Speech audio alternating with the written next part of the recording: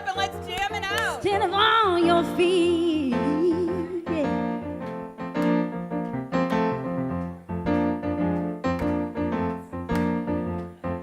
Are you ready? Hey, say, I woke up this morning with my mind set on spirit. I woke up this morning with my mind stayed on spirit. I woke up this morning with my mind stayed on spirit. Hallelujah, hallelujah, hallelujah. Again, I woke up this morning with my mind stayed on spirit. Woke up this morning with my mind. Let me hear you sing it. Stayed on spirit.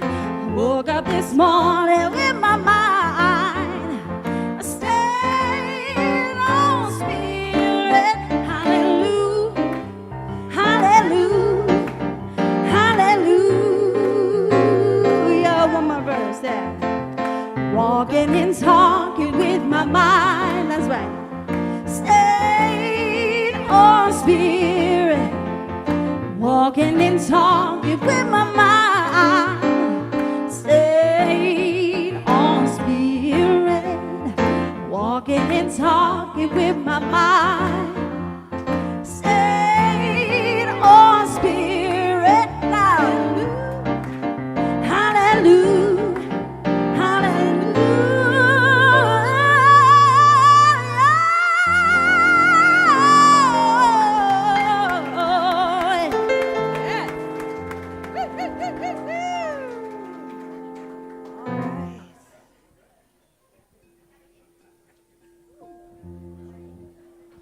That's not working.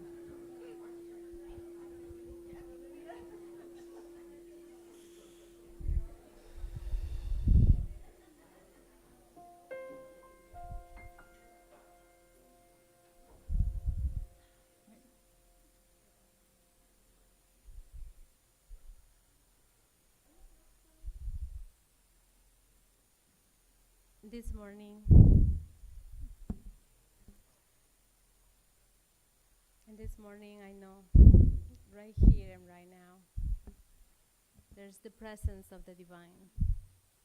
There's the flow of love, happiness, and peace. I know it's right here, right now, in this moment. I can sense it. I can feel it. I know it. And this morning unfolds in a beautiful way, knowing that the joy, the peace, and the love of divine nature just flows and is. The music, the service, and the beautiful people that are here to celebrate our beloved Reverend Katherine. It is the love of the divine present in this moment. And just allow it to be knowing that it's a beautiful day and that I give thanks because we're here. We're present. And the love is everywhere. And I just allow it to be. And so it is. Yes. And some love to our practitioner of the day, Sylvia Uribe. Thank you for your meditation. And look who we got, our music team. We got Danielle and Joanna and Mike. Woo-hoo! Yay! And I'm ready for a good day. How about you? Yeah, okay. Well, good morning, everyone. I don't know if anyone doesn't know this. I'm Reverend Katherine Economou. And it's my joy to welcome you here this morning. I am overwhelmed already. Thank you for coming. Thank you for being here. I remember my first day was packed, and my last day is packed. Never thought I would be here on my last day. So we have a special service put together today to celebrate and honor our time together. You know, I was thinking about it a lot, and I'm so grateful that we have the music team we have, because I got to pick special music, and I've been thinking a lot, tried to be really intentional about, you know, the message and what I want to leave you with. And truth is, I just want to leave you with love, because that's what we've been. That's what I was welcomed into. That's what this spiritual community is known for. And that's the most important thing. And so I want today to be a celebration of love, just to be a celebration of our time together, of what we've shared, and knowing that doesn't end and that doesn't complete, that it just moves into a new evolution of being. And so I know that our time together, what we've done and what we're doing now, is setting the course for each of us wherever we go from here, to bless us and to inspire us. And so that's what I hope today's going to be. I want it to be joyful and fun, and if you cry, it's crying of joy and appreciation for what we are, what we have been, and what will be. And so with that, we are going to go straight into singing. And we're singing One Big Family. So I'm going to invite you to stand on up again, and I think we got a song.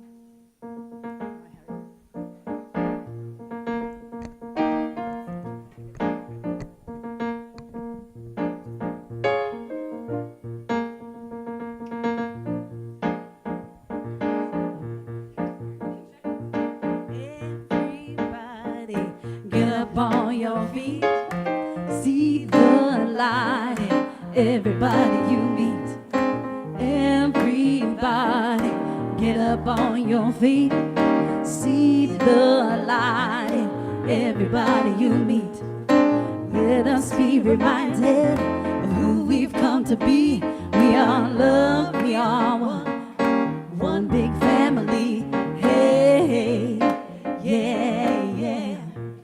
Hey, yeah, yeah. One more time. Say, everybody, get up on your feet.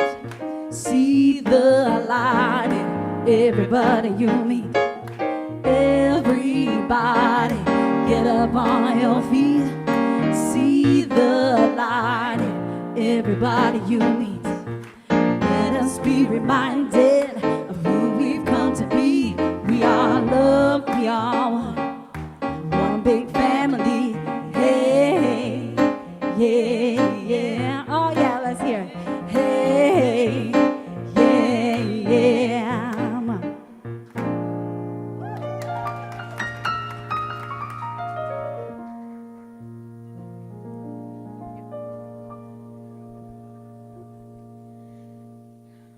Our spiritual reading for today comes from this thing called You by Ernest Holmes.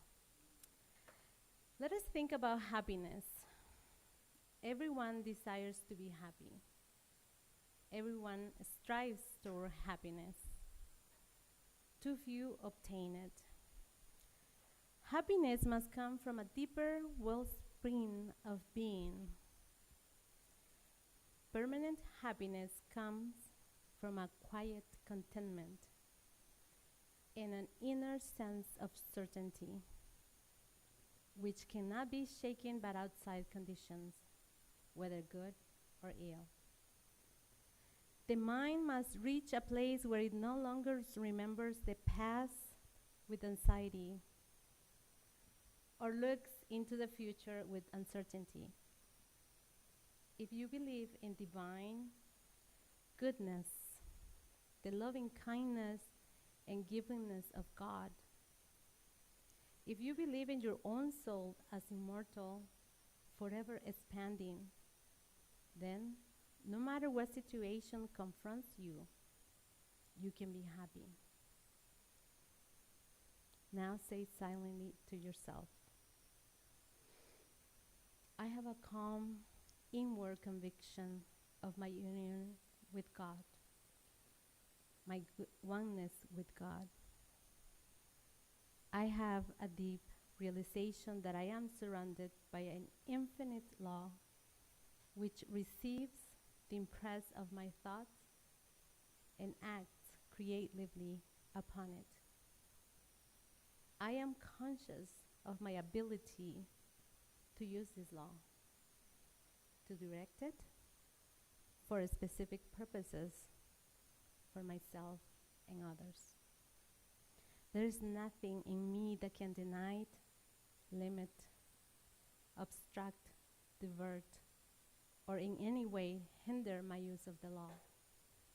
I realized that this law exists, and I am conscious that I know how to use it. And so it is. But this is what I want to remind us, that, we feel broken sometimes, and we're not. We're just not. So, just realize that the beauty comes first. Here we go. My husband's laughing right now. He's like, do they know you? Do they know what you're trying to do? It's crazy. Okay, but I'm going to do it. So what are we going to do together? We're going to breathe together. So let's take a deep breath. Here we go. All right, so it's been such a strange, this is so weird. I have to say, it's such a strange and interesting experience getting to this day. I don't think my mic's on. My mic's not on, now it is, okay. So you can see how, yeah, you can definitely hear me, don't worry. I know you can hear me, but we want the people on the live stream to hear me, and that's why we need the mic. So it has been really strange. There's been a part of me, we've been working on this for a while, even before it was announced, and even though getting to this day, it didn't feel like it was really going to happen. And then I woke up this morning and was like, oh, this is really happening. So this month, in preparation for this, we've been exploring the nature of change and how to navigate it. And, with some sense of grace, trying to navigate it with some sense of grace, even when it's hard. And opening to realize that we're guided and not alone, surrendering to the divine plan. These are all the things we've been talking about this month. And opening to the possibilities that exist in what's coming and what's coming in the change, rather than worrying about the worst case scenarios and getting stuck in that fear and worry cycle. The idea is it helps us navigate these times of change. And when we come to this moment of change, what we're talking about today is how to be present with our emotions, to be open and awake to what's happening in front of us, to not turn away from it, to not pretend that we're not feeling what we're feeling, so that we can have a moment of something that's real. How many times do we push down the difficult emotion? How many times do we not say what we really want to say to someone because we're afraid of that moment of face-to-face being with someone? There's something that's scary about that, isn't it? There's something that's like that keeps us from doing it. But when we can be present with one another, when we can be in that place and share our emotion, we create something that's beautiful. And we create something that's meaningful and that's real. And what I think we are all craving out in the world right now is something that's real. We're craving real, true connection, and that's what I've been thinking about. So my talk today is Here We Go Again. And I chose it because my very first talk at CSL TV was titled Here We Go. And so, Emily, I think you got a picture of me on my first day there. Okay, I'm wearing the same color. Not the same outfit. I still have that outfit, but I didn't wear it today. But so it was Here We Go. That was me on our first day. And I thought that it was in thinking about this talk and where we were then and where we are now, and all that's happened in 8.5 years. Because in that talk, I shared about what my vision was for what's possible in community, and I had an invitation for everyone who was there to lean into life and to lean into the center, and let's join together and create something beautiful. And I can honestly say that I believe that that's what we did. Now, I have to admit, it looked nothing like I thought it was going to. And it took a whole heck of a lot longer to handle some of those things that I thought would be done really quickly. But what came out was such a beautiful community. And so whether it was in our Sunday services or in our classes, on our retreats to Joshua Tree with Craig, looking out at the stars at night and eating pizza, or our beach parties with Beth, having s'mores on the beach, whether it was our picnics with Jim behind the grill, and all of those things that we've done together, I think we've created a community that honors and recognizes the divinity in each other. And that's the most important thing. And if that's all that we did, I'm proud of it. Because we are a group of people who built a community, a group of loving people who built a community who just want to make life a little bit better for ourselves and for each other. If I can boil it down to what we're trying to do in the world right now, is we're just trying to make life a little bit better for ourselves and for each other, aren't we? We're trying to make a little bit of change and bring a little bit more light. And I love that in small ways, and we've done some larger things too. Our Super Bowl collections and our donations, when we've done different things, we make a difference in the community. I know we do. And it's in those quiet moments when each of us, everybody has had a moment when they've been hurting. Everybody has had a moment when they've been going through something challenging. We've had a lot of loss in the last 8 years. We've had a lot of frustration with what's going on in the world.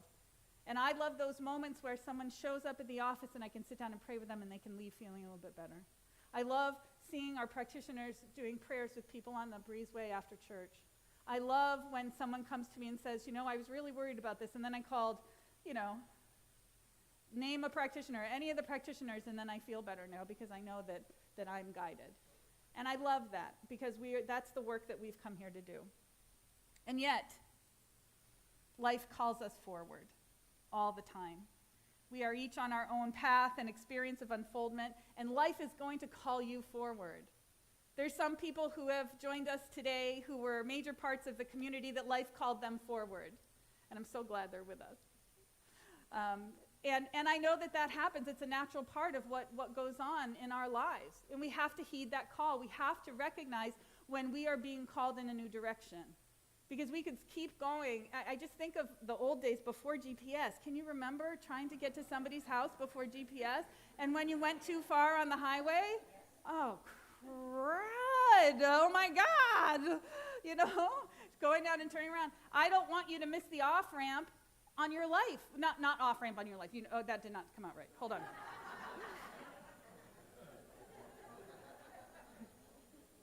I don't want you to miss the fork in the road to go into the new adventure of your life. There we go. Okay, I got you there. Okay, good. Right. I don't want you to miss that. But when we get so stuck in we get over scheduled, we get overthought, we get so ingrained in what's right in front of us that we forget to look up. We forget to look at the sky. We forget to look at what's possible in front of us, and we forget to listen to that urge that's going on in. We have to heed those calls. And so, I know that, I know we have a choice when that happens. I know people who get that, heed that call, who hear that call and pretend the phone's not ringing, and stay and just pretend that everything's okay. I'm okay with this. I'm fine with this. This is all I need, right? And then there are the people on the other end of the spectrum that just leap, right?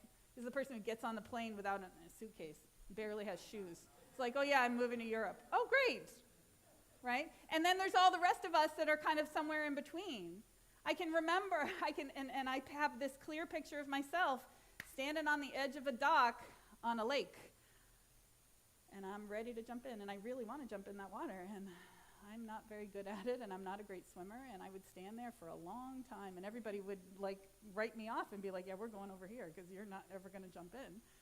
And I would jump when I was ready. And all of us are somewhere in between there, right? That we get ready to do what we're going to do and take that leap and take that jump when we are ready to do it. But I want you to be honest with yourself and hear the call and know that when you leap, you're not alone in leaping, that the universe has supported you in moving in that direction, and God's going to be there to guide you.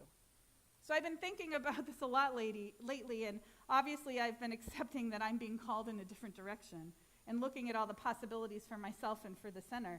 And I'm realizing that I'm smack dab in the middle of an experience which I teach about and guide others through all the time. So I asked myself to step out of where I am and look at the situation from a neutral eye. Now, to be clear, I feel like I need to be clear about this. The motivating factor for me to step is a change in my health status. So I am not going and taking another job. I am not going and taking another church somewhere else. Don't worry, I'm not leaving you for another church, okay? That's not what's happening here.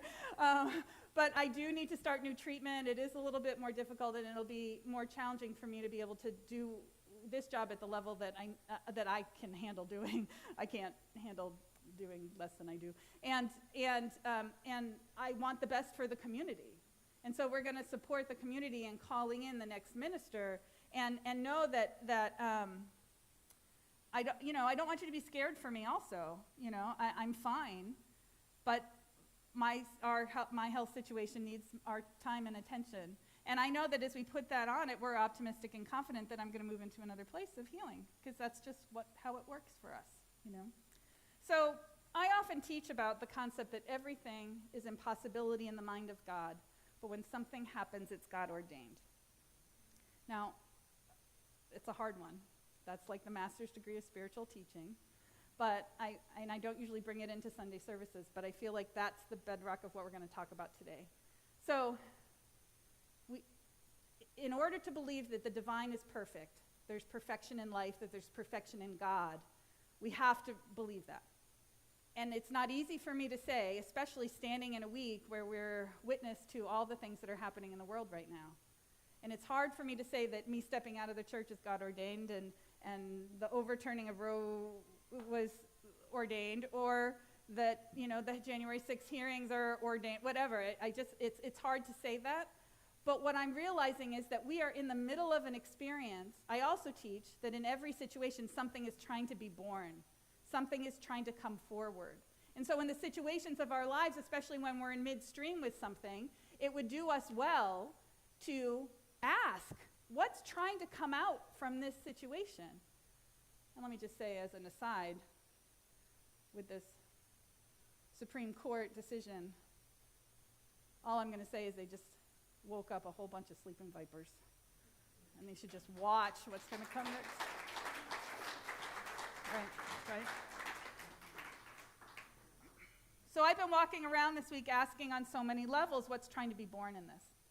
And all the time I'm trying to figure out what I think my last message to you should be. This is hard, let me tell you. This is hard trying to figure out. I realized 8.5 years, there's 52 weeks in a year. I probably took like 6 weeks off a year. That's a lot of talks I gave over this last period of time. And to think about what the last one I want to give you was like crazy. It felt like my head was going to pop off.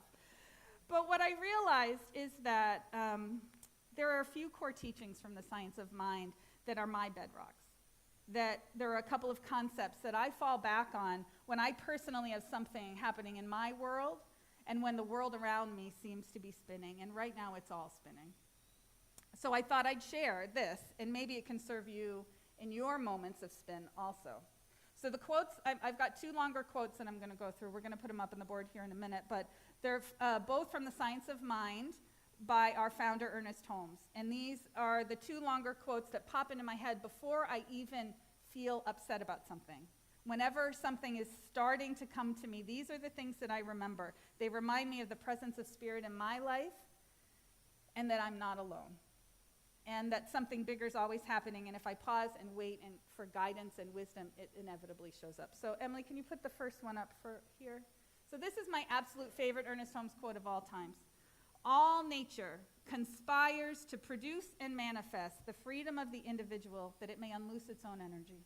We may be sure God is for us, whatever our conception of God may be, whatever our conception of the relationship to Jesus and the idea of Christ to humanity and God to our own salvation may be, this thing must act in accordance with definite law in the universe. And this law says that whenever and wherever there is an adequate subjective personal image, which does not contradict the nature of the universe, that image will not only tend to take form, but will take form and will manifest. This law we did not make and we cannot change. Okay, so there's a lot here, and I get it. It's that Ernest Holmes old language that's kind of hard to get. But let me break it down for you. I love this one because it reminds me that we are each important to the divine. So it's saying that we are each part of the divine life, that we are a channel through which God shows up in the world. All nature, the universe, everything conspires for your freedom. It conspires for your expression. The universe wants you to be fully expressed, fully free, fully immersed and engaged in life. Get that? Do you feel that in your heart, in your life? Do you feel that there's an urge that wants you to be alive, right? It's that livingness. That's the part that we forget to listen to. That because when we trust that urge and you take that step, what it means is that the entire world, the universe, is going to support whatever it is that you're going towards. It's going to support you in moving forward and being part of that divine life. God unlooses its energy through our empowerment, through our freedom. It goes on. It doesn't matter what you think about God, and it doesn't matter what you believe about Jesus. Oops, I said it. It doesn't matter about what you think about whether you need to be saved or not. God doesn't care. God wants you to be you. God wants you to be fully you.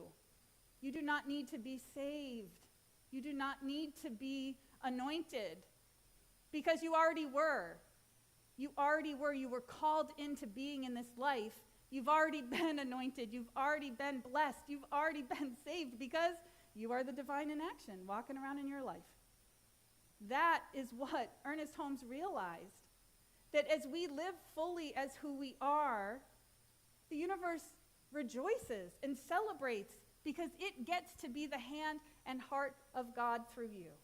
The only way God can show up in life is through you. The only way anything can be done, any kindness, any support, anything, is if you follow that urge and you allow yourself to be the channel for God to show up. So when you have that desire to go help the lady with the groceries, and then you say, oh, she's all right, you're saying no to God. When you don't speak a word of kindness, do you ever get inspired when you're walking around the grocery store and someone's wearing oh my God, that blouse looks great on you? If you don't do that, you are cutting off the divine beauty in expression. We are here to be part of this matrix of living, this matrix of being, and we can't stop ourselves from that. We should be channels of kindness for each other because that's all there is. We are the ones who have been called to this. So he goes on to say in this that there's a law in the universe. And when we align ourselves with it, then what we desire will manifest. That's basically what he's saying. When we align ourselves with the laws of the universe, when we move into that creative space of allowing ourselves to be a creative channel in our lives, nothing can stop you. So what those experiences and those things that you want to create in your life, now, of course, there are natural laws. And if I sit here and pray for pigs to actually be able to fly, I'm probably not going to manifest that.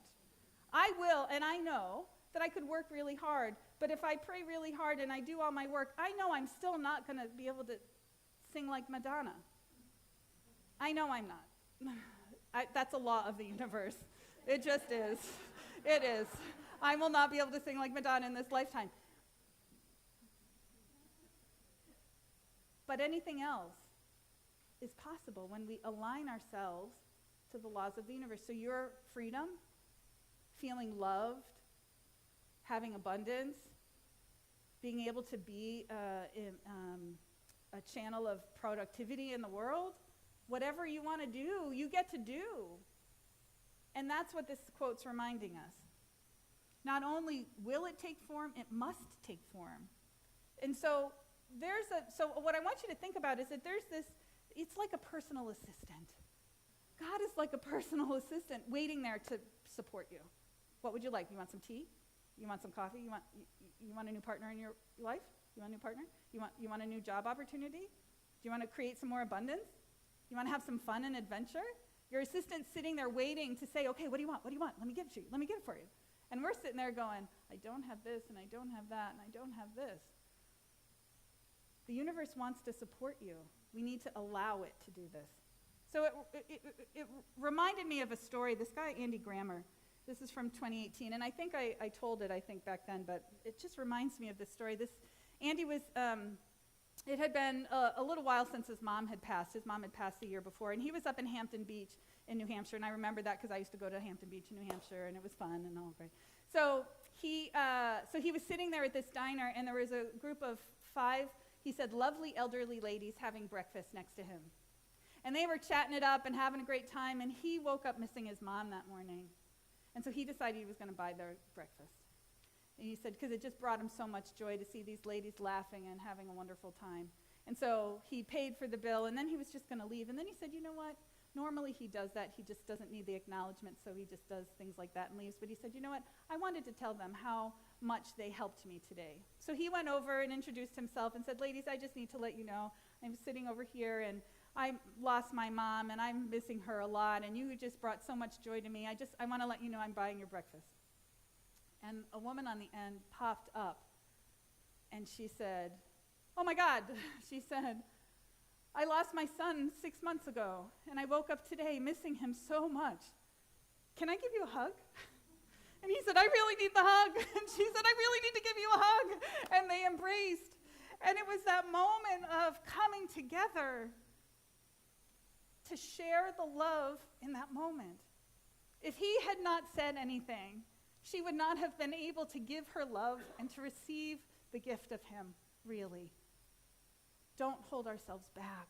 Let ourselves be part of that expression of life, and you'll find that the universe wants you to be free. It wants to give you everything that you want. So pay attention to those inner urges, those nudges, and follow them, because you're going to find the blessings of life around you. And I firmly believe, by the way, that when a majority of us start living this life for giving to life rather than trying to just get from it, that's when real change is going to happen. When we start giving ourselves to the world and giving ourselves to life instead of trying to just get what I can get for myself and my family, and I just got to get and get. That's the energy we're in. We want to shift it to the other way, and everything's going to change. So my next teaching by Ernest Holmes, you can put it up, there's another one, came up this week when, I was reeling over the Supreme Court's decision to overturn Roe. You know, it could be really easy to lose heart and hope right now. It really could be. I'm just going to call it what it is. And it would be so easy to get pessimistic and lose the ability to hold on to what we know for sure. It really would be easy here. But we can't allow ourselves to go that low. Remember, something's trying to be born in this. Something new is coming forward. And again, I don't know what that is. I don't know what it's going to look like. I started by apologizing to my daughter for my generation dropping the ball on this and allowing this to happen. I'm sorry for not being able to realize that our children are going to have more rights than we do. That's scary to me. And yet what I do know is that we are midstream with something, and we are being called to wake up. Those two things are happening. And what are we going to do when we wake up? And like I said, we're going to wake up loud. So, this one. To desert the truth in the hour of need is to prove that we do not know the truth. And those caps are from Ernest Holmes himself. When things look the worst, that's the supreme moment to demonstrate to ourselves that there are no obstructions to the operations of truth. I want you to hear that there are no obstructions to the operations of God. When things look the worst, it's the best time to work, the most satisfying time. The person who can throw himself with a complete abandon into that limitless sea of receptivity, having cut loose from all apparent moorings, is the one who will always receive the greatest reward. This is on my wall. I live by this. We are people of faith. And faith is not seeing as believing. Faith is believe it and you will see it. When it gets rocky, we need to find a way to stay in our center. Getting comfortable with living in the question. Our minds want answers, right? Our minds want to understand. We want to know how this is going to work out. We want to see what's going to happen. But being a person of faith, living a spiritual life, means that we need to get comfortable with living in the question, midstream. And what that means is that we need to know that something greater is operating here, there's some wisdom that's operating here. And I know that as I'm called, I'm willing to get up and do what I need to do. But I know God's got this. If God is everywhere present, it's in the middle of this.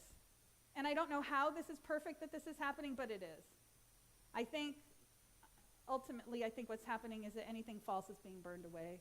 Any of our illusions are being burned away right now. Everything that we believed, that we thought was happening that isn't really true is coming up for us to see what is really there and how we want to engage with that and interact with that. Are we going to just sit back and let this happen, or are we going to stand up and do something about it? And I can already see that we are all standing. So we cannot just drop our beliefs when what's happening outside doesn't align to it. We need to go to work.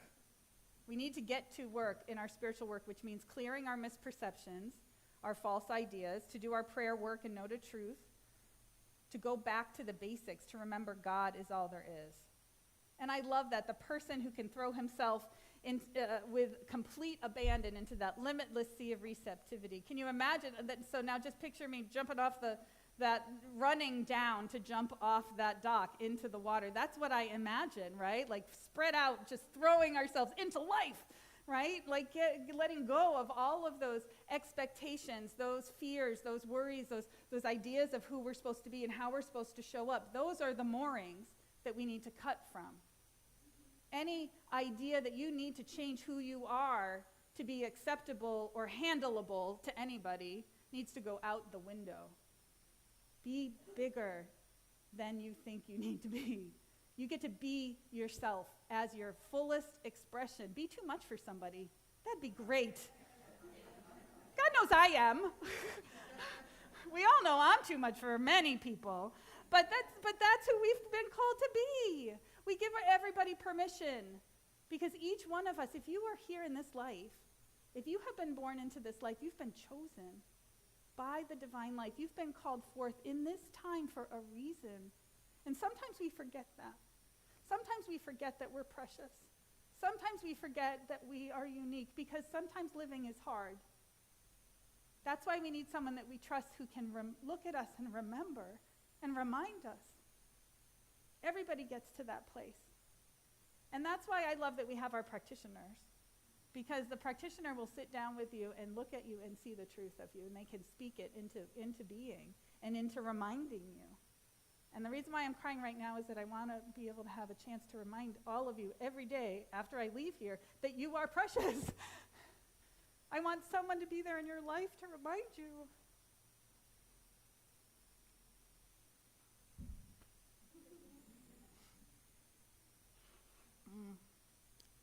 The universe loves you and only wants good for you. Can you believe that? Can you accept it? You know, there's a reason why all of our ministers and practitioners actually have practitioners, because we know that prayer works, by the way. There's not one minister and one practitioner who doesn't go to another practitioner or another minister for prayer. I have 2 prayer partners that I meet with every week in a minister's Sangha, Monday, Wednesday, Friday. You know, like I lily pad through the week with prayer support for each other, giving and receiving. And I know that I need to do that amount of work because I need to get centered enough to hold the space for us to remember when we forget. But do you have enough space in your life to ask for support? Can you ask for prayer support when you hit that rocky moment? Can you ask for support when you don't understand how to align what you want to see happen in the world and what's happening? I'm really hoping that you're going to reach out and ask for support. So now things shift and change, and we start over in a new way. I guess I do call this a retirement. I do not plan to take another church, but I didn't really call it a retirement because I know that when I say something, God laughs at me. So it's not my intention to go into another church, another pulpit. And so ministry changes for me. I don't know what that looks like. And again, I've been doing my meditation and my visioning and just allowing that to percolate a little bit. And what keeps coming back is that as I'm coming to what feels like an end of something, an end of a career. Ministry is weird. Ministry is not like a regular career. It's very strange. So I will always be a minister. But I've gone back to the beginning where I started and have been sitting with some of those intentions that I started at the beginning of my career. Now, when you become a minister in the Centers for Spiritual Living, it's There's so many hoops and so many things you got to do. But what happens as you graduate, as we've watched our beloved Reverend Charlene start to move through graduation, she's still got hoops to jump through. But when you get licensed, you work in the field for up to 2 years, or it's an equivalent of 2 years, before you're ordained. And so I graduated from seminary in 2005, and at the end of 2007, when I was really about to give birth, literally that big, I was ordained. My poor child was ordained in my belly. 4 days before she was born, she was like, I'm out of here. This is the weird stuff you're doing. I'm out, you know. But what happened in my ordination was I had a dear friend who's a musician named Peggy Lebo, and she came to me and asked if I wanted to write a song with her for my ordination. And I was so excited, like, oh, I get to write a song. Oh, that's so great. And what I thought was going to happen is that I would give her some, like, imagery and maybe a couple of words or a phrase or something, and she would go write me a song is what I thought was going to happen. And so we got together and sat in a room with a piano, and she sat me down in a chair, and I had to write every freaking word of that song. and I was like, oh, is this how it's going to be? And she said, and now what do you want to say? Okay. Now what do you want to say? Oh, okay. So I started, she's like, you better write it down. I'm like, oh, okay. So I started writing it down. And what came out of this song was my vows. They were my ordination vows. It's what I was willing to do and to be in ministry. And so I went back to the song, and we wrote a song, and it won an award. Like, I forgot what the award it was, but we won an award with this song. It's an award-winning song, you know? And my name's, like, on the thing. It's kind of cool. I'm very proud of that. So as I listened to it again this week, and I realized that they're still my vows. It's still my vow of ministry. It's still what I'm going to do for everybody. It's what my intention was coming in. Who I am and the gift I give to the community, to each and every person individually. And I'm so grateful that Joanna's willing to sing it today. And so I'm going to leave you, well, another song later, but this is the first one. So I'm going to invite you to just realize that this is who I am in the world and what I continue to share with you as I step out. And so with that, I love you. And so it is.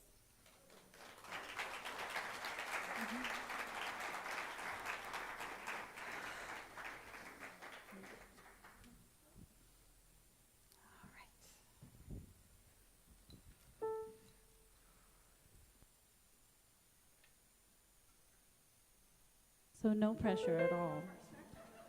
It's just for everything. But it is called The Path of Light. I don't think you said the title, so.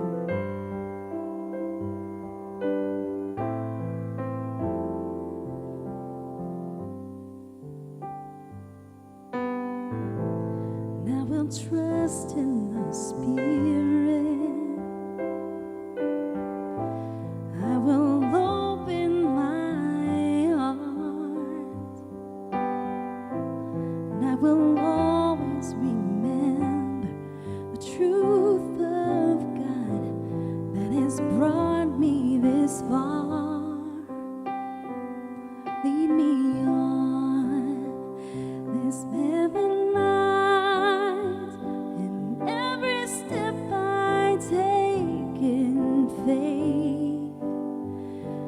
leads me home to a place where all I know is love and grace. Lead me on this path of life.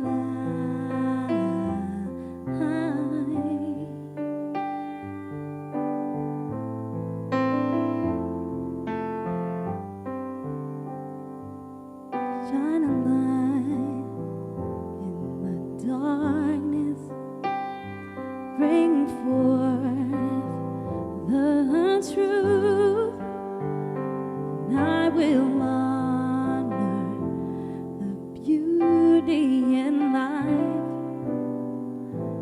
that I see in you.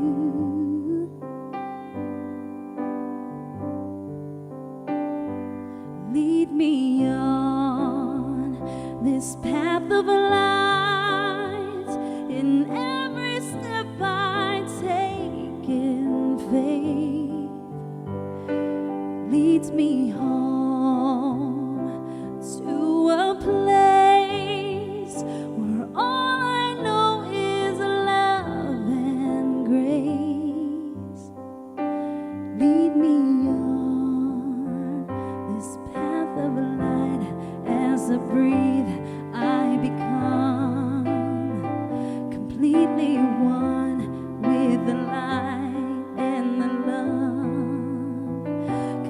completely one. As I breathe, I become completely one with the light and the love. Completely one.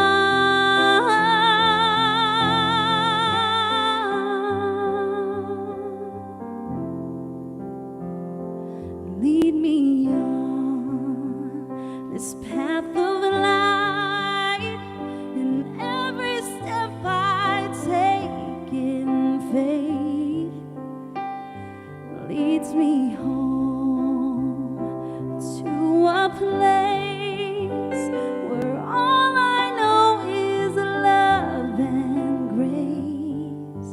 Where all I know is love. Where all I know is love. Where all I know is love and grace.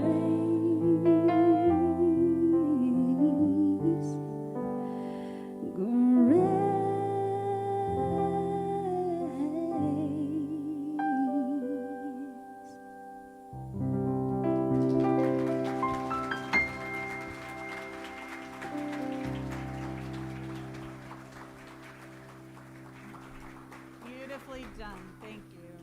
Thanks, Joanna. All right, we got through that. That's good. Yay. All right, we got more stuff, more fun coming. But this is the time of our service when we have the opportunity to participate in sacred giving. And this is where I get to tell you, I give you my little spiel about leaning in next week. So what's happening at the center is that we have Reverend Sharon Hudson's going to step in as an interim minister over the next 3 months. We've got a contract with her for 3 months. She's going to speak a couple of times a month, and we're going to have a couple of speakers coming through, some from our community and some from outside. And we're going to do the best to make sure that it's set up to have amazing speakers. And Reverend Sharon, who is so lovely, and if you were here back in 2017 when she was with us for a few months, she's a really lovely, wonderful minister who's going to come in and help us do some healing and some prep work and get ready to call in the next minister. So this is the deal, is that don't lean out now, lean in. Don't stop giving, keep giving. We want to create this community as a wonderful package, a wonderful space to call in the next great minister. And with a solid foundation, financial situation here, we are in a good place right now. And and now that we've got our chairs back and we're back in our bathrooms put back together, our offices are being put back together, we've got a pretty good situation here. And I just know that it's going to be the foundation from which you can grow and expand. And so the request is, especially with the summer coming up, please remember to continue to support financially the community. You could get on the auto tithe program and give your donation once a month just automatically no matter what. You could just, with everybody's travel schedules and all of that, just being thoughtful about remembering the center, because we want this to continue. We see CSL TV as a light in this valley, calling out to all those. We've had like 4 or 5 people join us in the last couple of weeks a couple came up last week and was like, we just found you and you're leaving. And I'm like, no, but this church is going to be here. Just because I'm stepping out doesn't mean the great work of CSL TV is going to stop. And if we join together and commit to it, it's going to move into that next evolution. And that's on behalf of the board, that's my request and my best. That would be the best gift you could give to the legacy of me here, is to support the community as we go forward. So I'm going to invite our ushers to come forward and say thank you to all of our volunteers. And invite you to take your offering and place it upon your heart. Let us just know that this gift is a gift of God. It goes forth to support that divine unfoldment, that evolution of this spiritual community, allowing this to shine its light brightly, to call forth to all those who can be served by this message and who can find this space to heal, to realize their wholeness, and to create a divine, joyful life. And so I bless this offering and know that it goes forth to multiply, to expand, and to support. And so it is. Amen. Please join me in our affirmation of abundance. Yeah, pause 1 second. Ready? Divine love through me blesses and multiplies all that I am, all that I give, and all that I receive. I am prosperous now. Yes. Now we can go.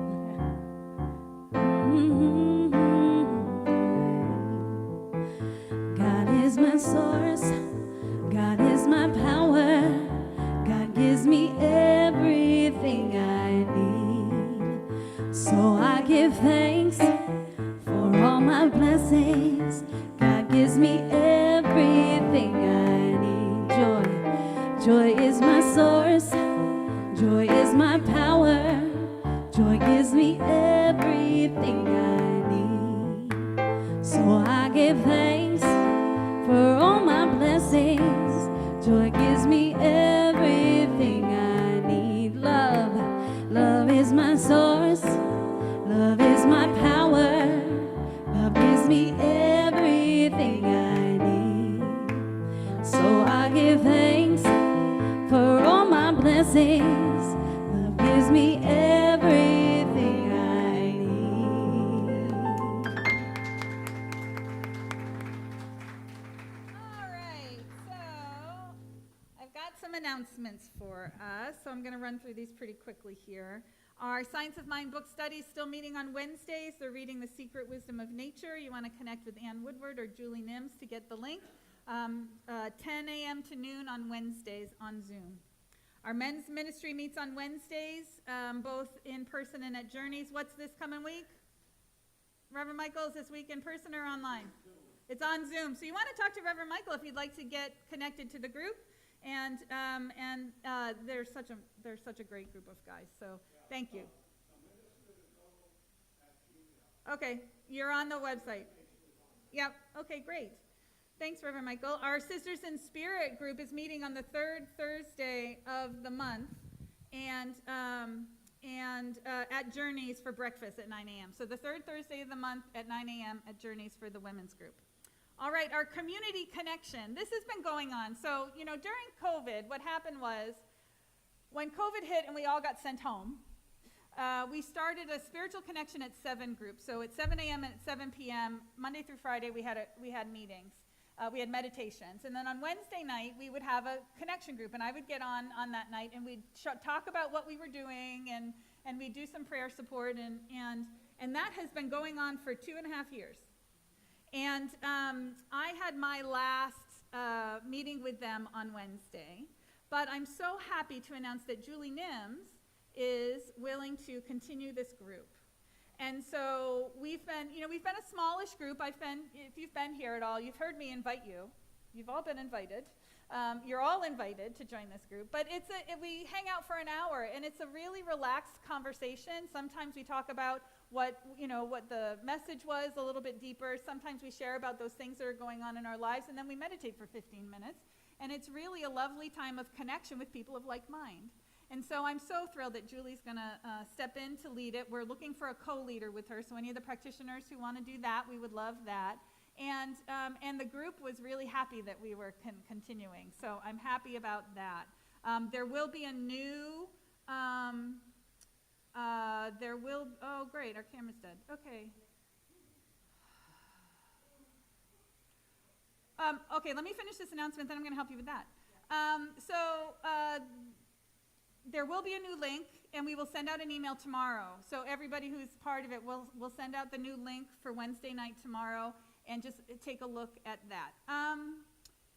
So, hold on a second. Yeah, no, it is. I thought it was plugged in. Oh, we do have a plug for that.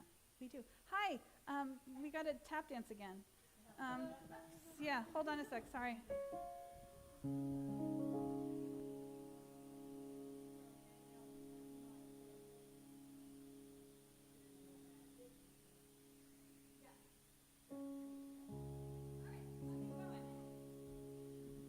So for our friends online who were watching and the camera just died, so let me just explain. This is our new live stream system that we've been trying to get up and running for about 2 months. And so we have to do it on my last Sunday here because it's the new live stream system before I leave. And the camera just died. So we're just going to know that I'm going to keep going and we're going to figure it out. So, okay. Currently, we have CSL TV has a hiking club, and the hiking club's going to be meeting on the 2nd and 4th Saturdays of the month. And so the hiking club's going to keep going. And the morning meditations that I've been doing, the morning meditations are going to go through Thursday. It's our last day for the morning meditations, and if you'd like to join us for that, please. 7:30 a.m. we do a 15-minute meditation. I've loved doing them. We've been doing them since January. It's been really great. It's getting me up early, and I love it. And so I love starting the day with everybody. So with that, the big news is our Gourmets for God auction is happening, and this is the second week of our 4 weeks of our Gourmets for God auction. And so we've got 8 events in the auction, and they're really wonderful events, and if you would like to bid on them, you need to fill out a bidder sheet, and you need to fill out the bidder sheet before you can do any bidding. But the ladies are out there at the table. We're so grateful, and we're excited about this. And to share today about their Gourmets for God, I'm going to invite Craig Hurst to come on up, and he's going to talk about his Gourmet for God. And actually, Susan, do you want to come do the other one too? No? Okay. You can do both of them. All right, so do it at the mic, and I'm going to go help with the cord. You know, it just occurred to me walking up here that Katherine's from New England, and I'm wondering, God, I wonder if she's going to pull a Tom Brady on us.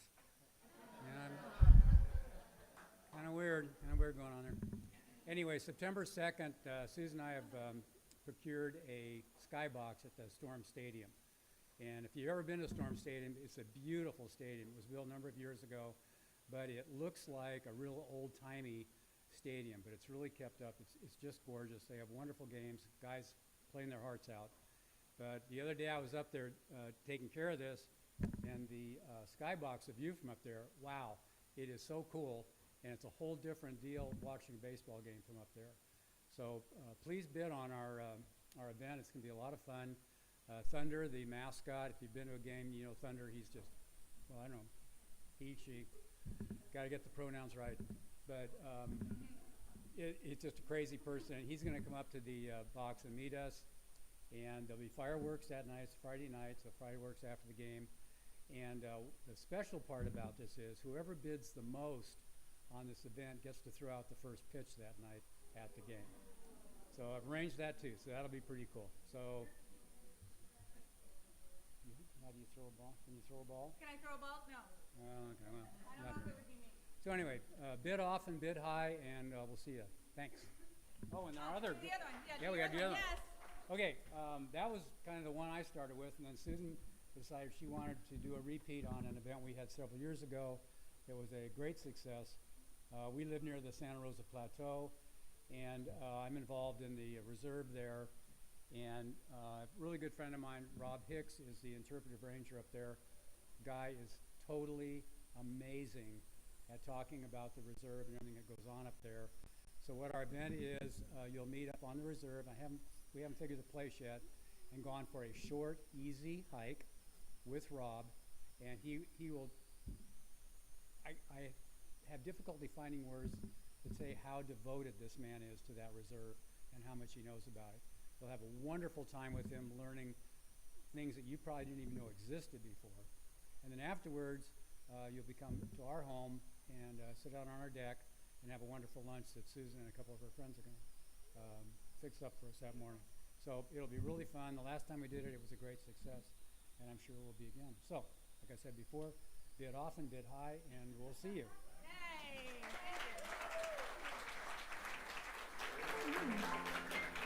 Okay. All right, so, all right. Well, that was fun. We got the camera up and running again, so thank you, everybody, for being patient with us about that. So before we go into, I've moved our moment of gratitude to the end of the service because they want to do a little honoring of me, I want to do a little honoring of them, but I want to start with honoring of someone else first. There is a tradition in religious science when someone becomes a minister, we give them a gift.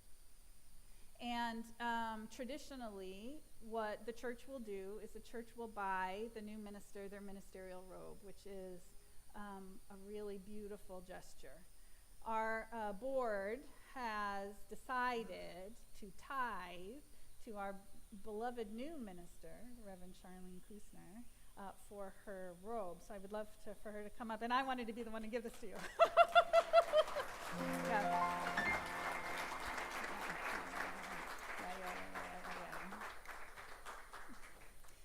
love tradition, and I think traditions are really important, and what I'm finding in our organization is the people who know the traditions are not writing them down, and they're kind of being lost a little bit.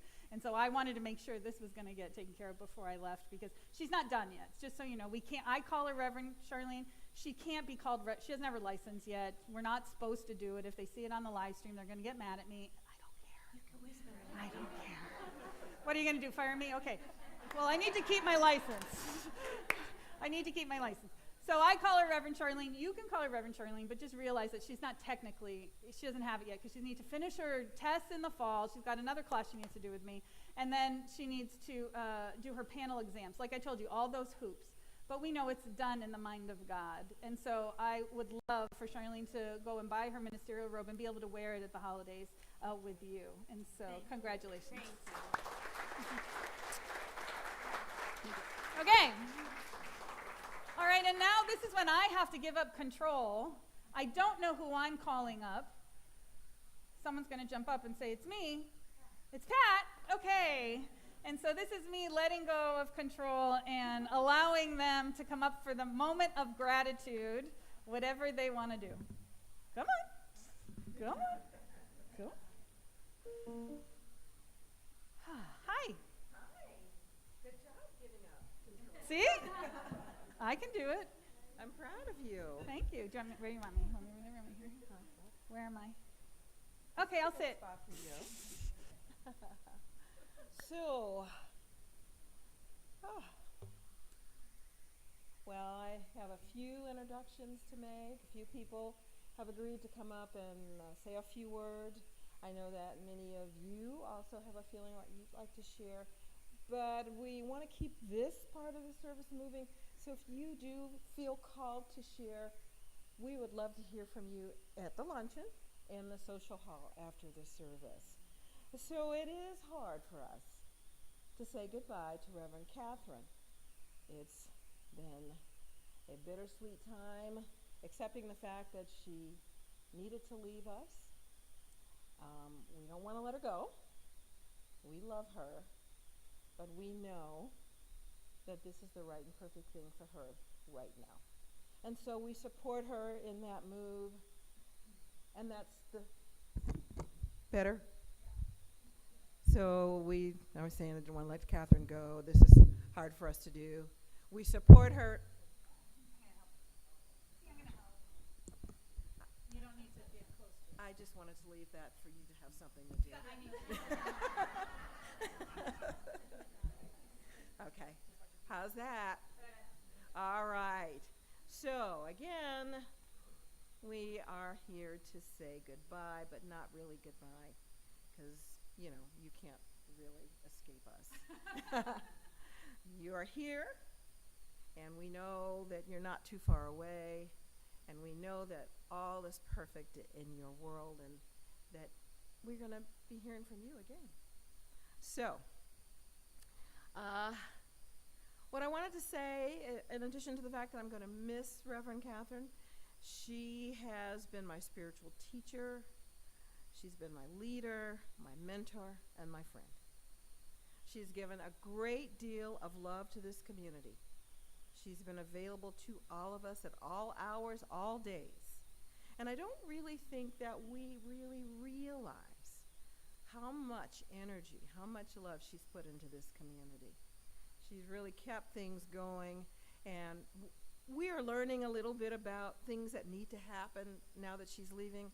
I really don't know how she did all this stuff. It's going to take a bunch of us to fill in with the job that she has done for us. And I'm not sure that we have really, really appreciated how much she's done. So I hope that you guys all know that. And that she's always, always put us at the front. She's loved us. And she's shown up here sometimes when I know she's not feeling well. And I know she's doing things behind the scenes, and I know she's not feeling well. And yet she shows up. And I'm glad that you all showed up here today for us and for her. And so we're going to make a few presentations. I know that many of you have written letters already, and she's received them. We have a love note box out in the breezeway. There's stationery available where you can still write your love notes. There's a board that you can sign. It'll be like a souvenir for her with all of your signatures on it. And we would love for you to join us in the social hall after the service. Now, we might need a little bit of time after the service to move some chairs back into the social hall and to get the food really laid out and uncovered, but we really do want to see you in the social hall so that we can spend this time socializing with each other and also with our Reverend Katherine. Now, the CSL TV Board of Directors has been honored to work with Reverend Katherine. And we have, with the help of a few members in the congregation, selected a gift we hope will be meaningful. And I'd like to ask our board vice president, Craig Hurst, to come up again and officially present this gift to Reverend Katherine.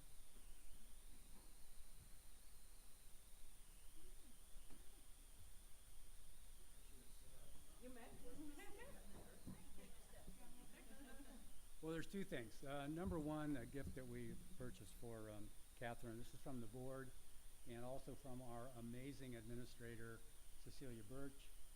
We have contracted with a professional photographer in San Diego to do a family photo. I'm sure you've all seen them. They're just great. She'll be involved in picking a nice spot, and they'll be taking the photos and also giving her some of the actual photos when they're done. So that's from us.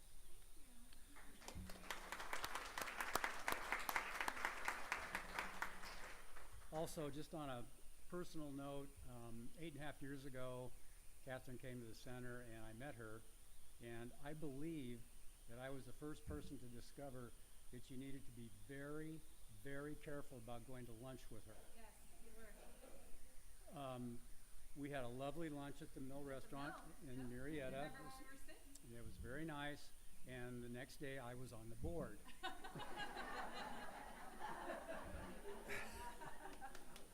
Here I am 8.5 years later. He's still on the board. So, yeah, I had a couple of little vacations, but yeah, we're here. It's crazy time. But one of the first town hall meetings that we had, and I was the treasurer at the time. Where's Dawn? My heart goes out to Dawn now. But I made this statement that CSL TV was really, really good at being a nonprofit. And although we're not as good as we used to be, we were really good at being nonprofit. And but during this last week, it's occurred to me that in that 8.5 years, I don't believe there's anybody that has ever attended a service here or who has had contact with Reverend Katherine who has not profited from her time here. And I'm not going to be sad. And I just know that her as my minister and my spiritual leader, and really most of all, a really good friend.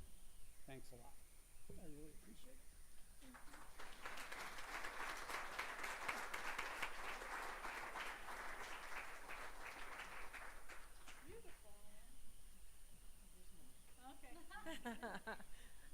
We do have a few more speakers, and after the speaking, I do have some letters to read from some other local ministers who couldn't be with us today. Don was mentioned. He is our treasurer, and he and his wife, Jackie, we know that, like all of us, they love Reverend Katherine, and they have a few words they'd like to share.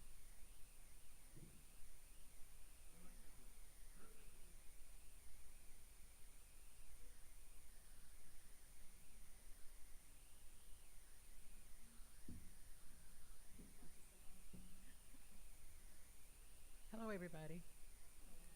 I'm Jackie Taylor of Don and Jackie Taylor Group. Okay, I have to say that I do love Reverend Katherine. Our daughter suddenly passed away, and Reverend Katherine was the glue that held our family together. Our daughter was a Buddhist, and she handled the service beautifully. Our family loves her too. We were in,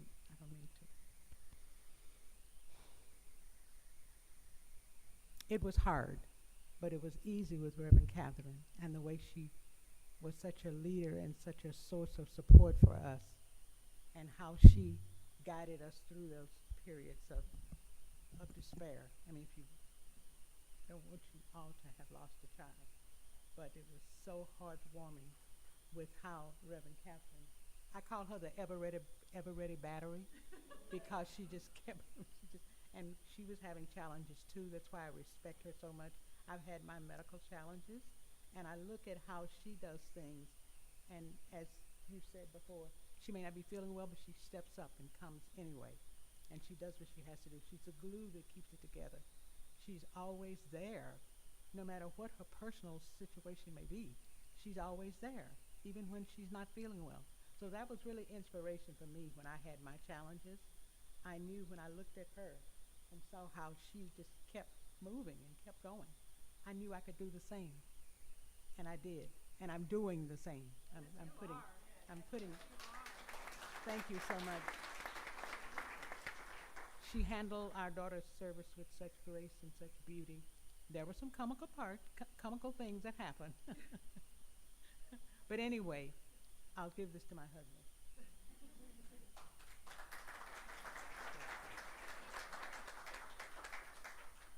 The truth is, I feel a little bit abandoned right now. Most of you don't know this, but Jackie and I attended a center in San Diego for a few years, and eventually we thought it was nuts to keep driving down there every Sunday morning when we had a center right here. So we decided to start coming here and become a member. The very first day that we arrived here, after we decided to become a member, was Reverend Katherine's very first day on the job. That was coming back because we were Right. So we came together, and I feel a little bit abandoned right now. We love this woman. Such support for us, and such a leader, and such compassion, and so much grace. But the truth is, Craig mentioned about going to lunch with her. I've been on the board 3 times. But here's what I know, and this is what made it easier for us. Reverend Katherine answered the call when she became a practitioner and a minister, and the fact that she is answering the call that she needs to make right now made it a little bit easier for us to accept her leaving. But we love her. We love Steve, the family. They're just over that hill. And any support that we can give them as you leave here, we're willing to do it. So we love you. And the thought of her leaving, for me, is such a void. I know she has to do it, but it's such a void for me. And You know I wouldn't if I didn't have to. I know. I'm sorry. Thank you. I'll be keep peeking and coming. Thank you.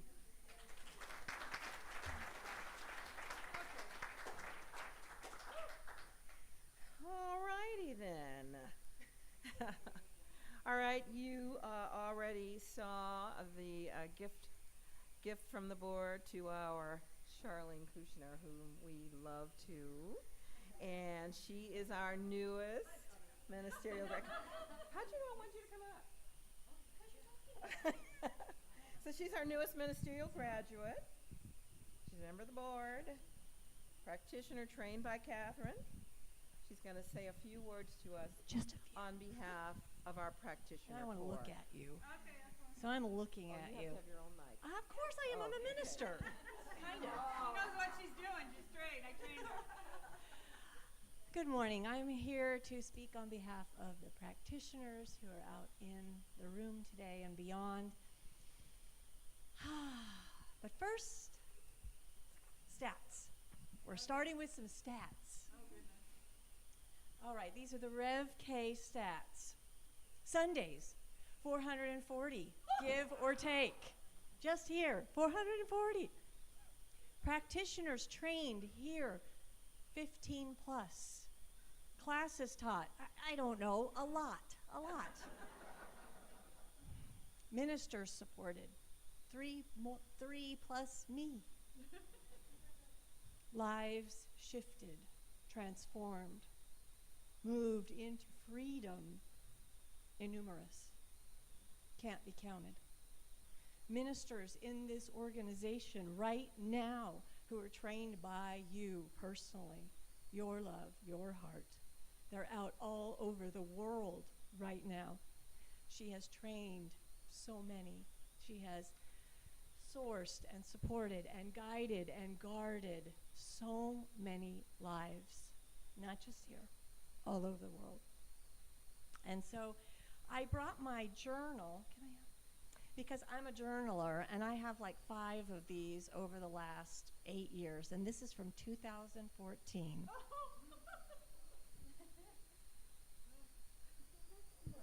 Let's look, shall we? Well, tell him. She sits in the front row and writes down I write her talks. I don't need to create a talk ever again. I'm just going to use these books.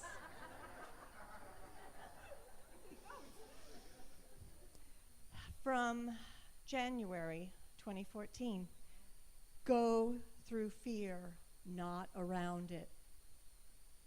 Her talk title, Fear, It's Nothing to Be Afraid of.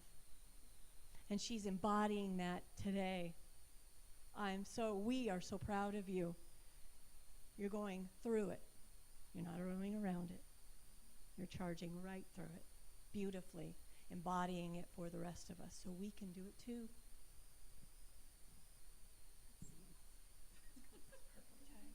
Oh, I like this one. 11/23/14.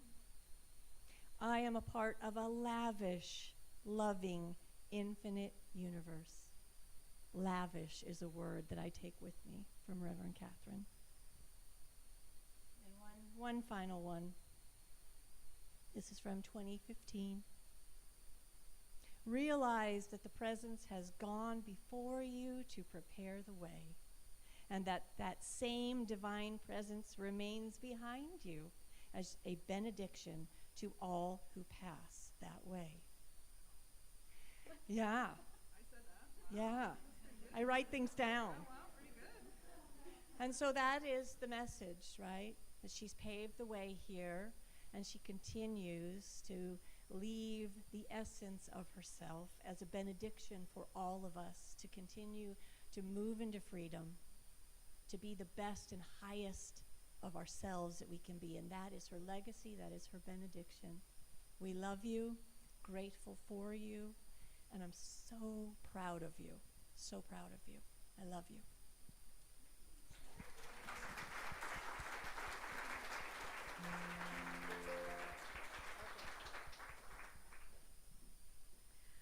Okay.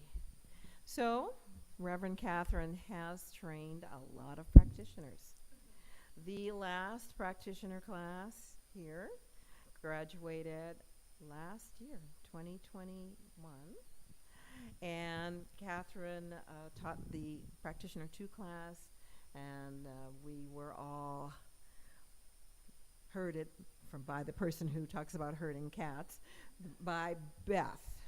Beth taught us in Practitioner 1. We're going to hear from her too.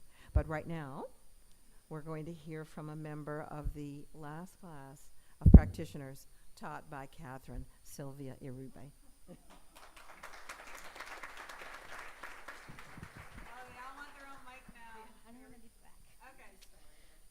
I have to read it because you know why. Dear Katherine. And I know I am the last class, but I know this is true for everybody. The first time I met you, I didn't know who you were. And yet something about you resonated with me.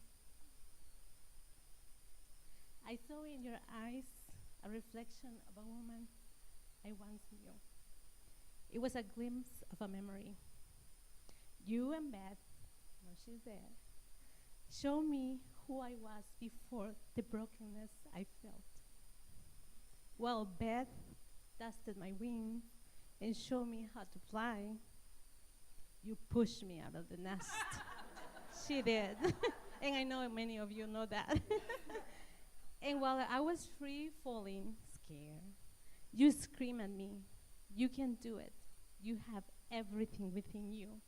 You have power. Trust yourself. Mid-air, I opened my wings, and not so gracefully, I glided through the air. And even now, when there's a storm, I can still hear you. You can do this. You have everything within you. You have power. Trust yourself. And today, I finally see myself and trust myself the way she does, the way she always did. And that's the beauty of your ministry, the beauty of your divine gift, the beauty of you. And even if your legacy is not known by the whole wide world, your legacy is known by the whole universe. And that is the most profound way to be. I thank you and I love you.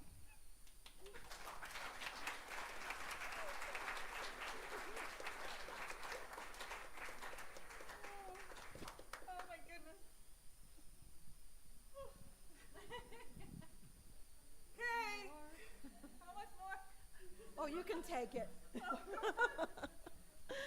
Sylvia, that was incredibly beautiful and powerful. Thank you. And now for our own local teacher of teachers, Beth, please come up.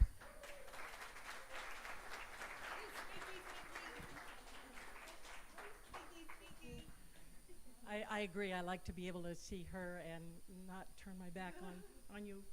So I was one of the teachers of practitioners, and one of the two things I would like to say to you, and to kind of piggyback off what Sylvia just talked about, is legacy. How I want to start with is the teacher in me sees and blesses the teacher in you. This is the teacher that taught us how to be teachers. And I can't think of a more long-lasting legacy, the ability to teach others to teach others. And that's your legacy. So that's the gift and that's the honoring that I would share. And I was so grateful that you invited me to be able to speak that. And the other thing that, as a legacy, that I would like to share, and it was in your talk today, and I hope that people can take what you take. I know what I'm taking. Katherine taught me how to talk to God, how to be in that personal relationship, so that almost every night, and often it's 2:37 a.m. when this is occurring for me, but to have conversations with God. And she was the teacher to me of that. And I consider that a legacy also. So thank you very much.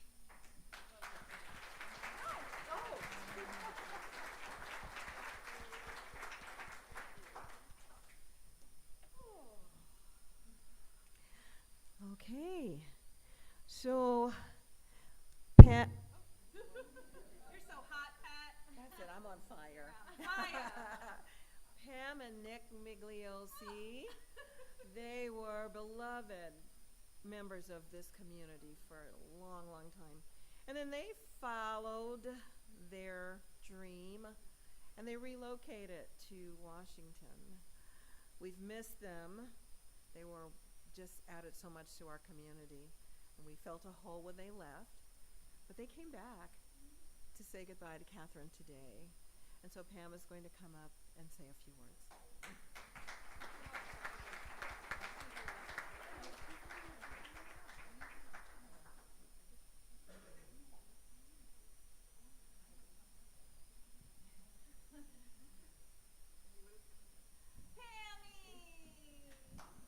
Reverend K. We're doing Gourmets for God without you. No, I saw that, and I said, Pat's the president now. I know she is.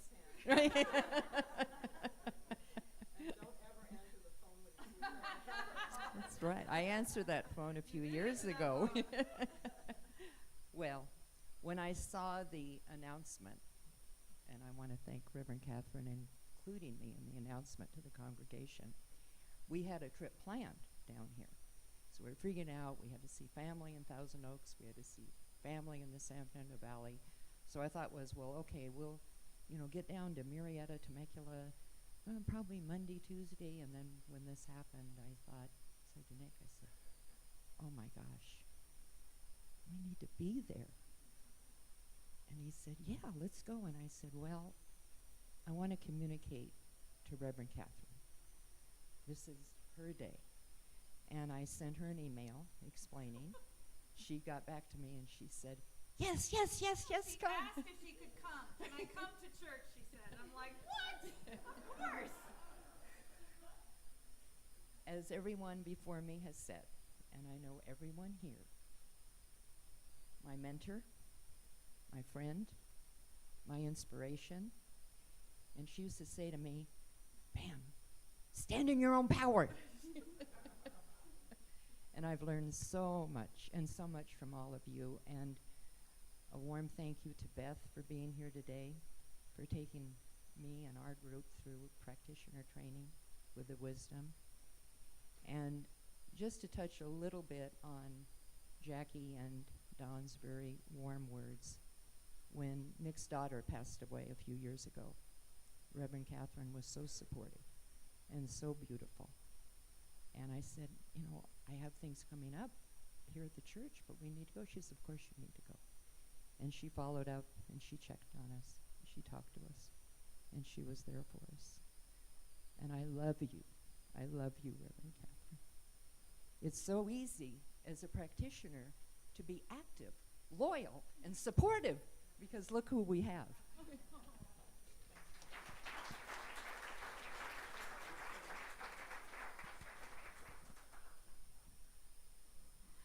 Okay, I have to tell you, she's getting antsy over here.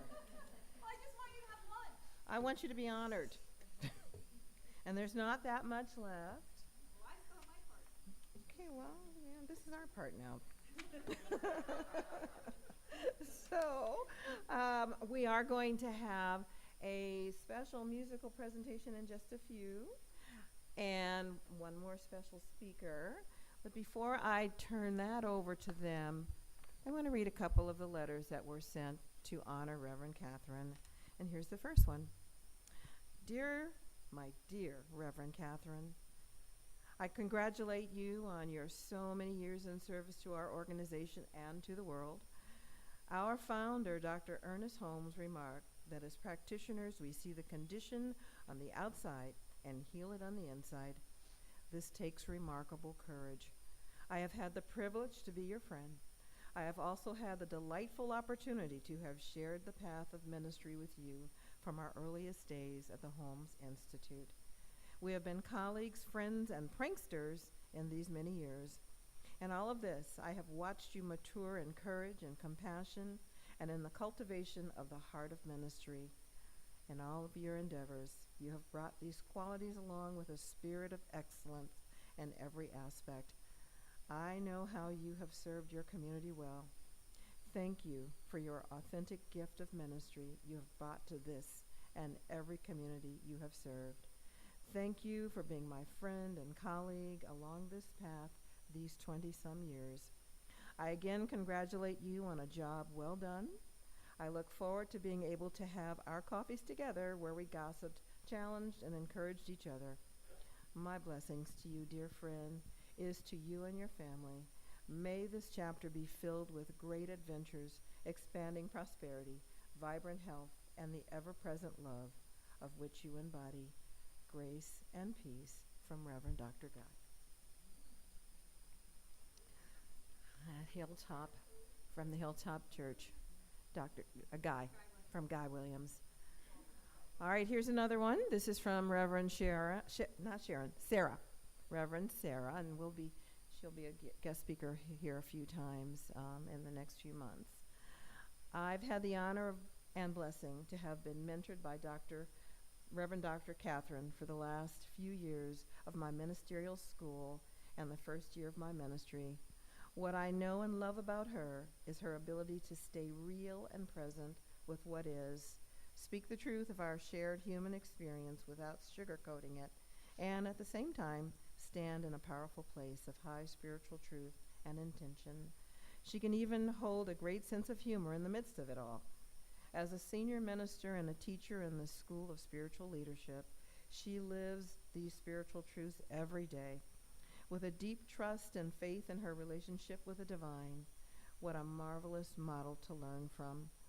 I know that she showed up with all of her best and deepest capacities for love and creativity and powerful intentions through all the years she was senior minister at CSL TV. I know that her time there was a blessing, and all who pass through the community under her leadership are better for it.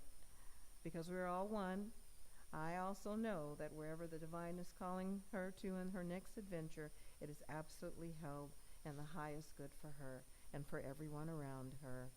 Thank you for being you, Katherine. I love you. From Reverend Sarah. From Reverend Jane Westerkamp, Benita. She was pleased to be asked to share something about Reverend Katherine. She had heard many good things about her, but had not met her, and then one day we began attending the same monthly meeting of New Thought ministers. There are some people who radiate their essence in such a way that no words are necessary. Katherine is one of those people. Her consciousness enters a room before her body steps through the door. She is a woman of intelligence and integrity who walks her talk. She means what she says, and she says what she means. Add to that her sense of humor and deep love for life, and you've got spirit walking. I'm happy to now call her friend, her best, to you as you embark on your next journey. All right. From Reverend Dr. Kathy Hearn. Dearest Reverend Dr. Katherine, I am grateful to be one of the voices and hearts celebrating you today as you complete your position as senior minister at CSL Temecula Valley. I honor you for your dedication of time, commitment, love, energy, creativity, caring, inspiration, and perseverance. You brought forth from yourself everything it takes to grow and unfold a center and lovingly serve a congregation. You sustained the effort for many years and through challenging times in our world and in your personal life, and you stand today in all beauty and power that are and always will be the deep truth of you. You are to me one of the most inspiring speakers in our spiritual community. I would like to second that. And I thank you for continuing to teach ministers to be the art and craft of speaking in which you are so proficient. Through countless Sunday services, talks, ceremonies, holiday celebrations, classes, board meetings for the people of CSL TV. I missed something. You have shared your consciousness, your realization, and light, not only for the people of CSL TV, but also for the greater awakening of all humankind. You have made a powerful and important contribution to life of the planet Earth. I accept for you deep rest and joy-filled self-expression as you enter this new time in your life, and I know that all the good and love that you have given returns to bless you mightily. With love, Kathy Hearn. There was a presentation from Christian. Did you get it? I did. The flowers are from Reverend Christian. Oh, he also sent a video. I haven't seen that. Okay. And then there was something from Sonja that I don't have yet. All right, and here's the last letter. To Reverend Dr. Katherine and the CSL TV spiritual community, Ernest Holmes wrote, "Love is the grandest healing and drawing power on earth. It is the very reason for our being. No one can swing out into the universal love without love, for the whole universe is based upon it." When I came to this small but mighty community in 1998, it had already had a foundation of love. Throughout my time in Temecula, that love continued and grew, as did the community. When I made the difficult decision to move to Calgary, I just knew this group would attract someone who would continue this legacy of love. When Reverend Dr. Katherine arrived, she shared that she had fallen in love with the community from the first day. This declaration let me know that she would love it as I had. I knew you were in good hands. Now that Dr. Katherine is stepping down, I know yet again that the love in this spiritual community will attract the right leader to continue the legacy of growth and love. It is in your DNA. Many blessings to Reverend Katherine as she moves on to her next adventure in love. As for the community of CSL TV, keep the faith and be the love you all are. With profound love, Dr. Pat Campbell, Spiritual Director of CSL TV, from 1998 to 2013. All right. Now we have a special presentation that our very creative Janine Tominaga worked on with Joanna. It's a musical presentation they put together, and then we'll have one more speaker, and then not you, someone before you. Are you going to let me run this? No, I'm not going to let you run it.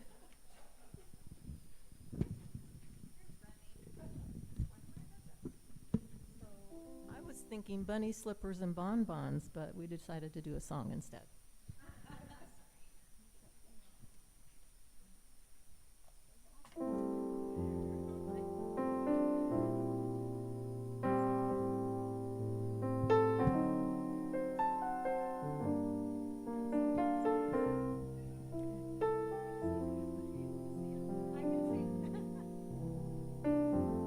You are the sunshine of our lives. Forever you'll stay in our hearts.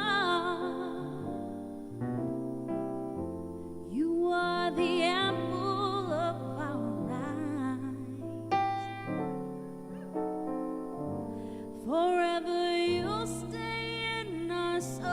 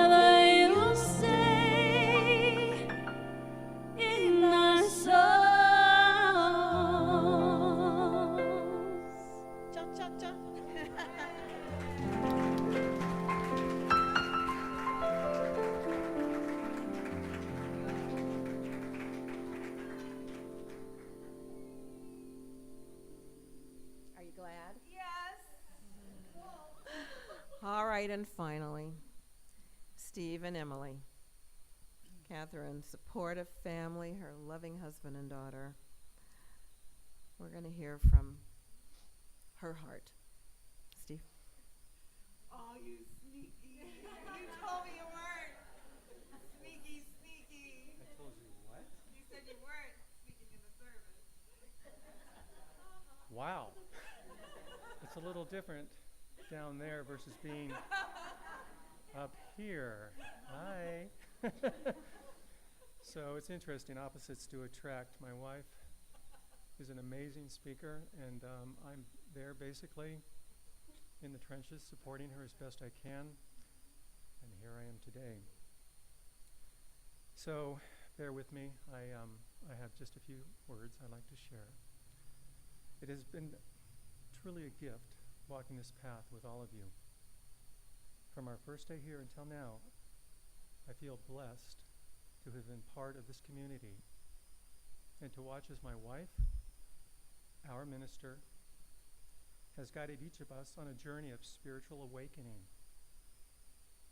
It has been a roller coaster ride for me, for my family, but through all of this, we have had your support and your love. So thank you. Thank you. And thank you for your kindness we have felt from each and every one of you. For I know in the challenges there lies true transformation. For I am a different person today compared to who I was then. I trust in the universe that it has my back, that I am never alone, and I am supported through the good and the not so good. So thank you, CSL TV. I consider you all my friends. It has been an honor to have been on this walk with you.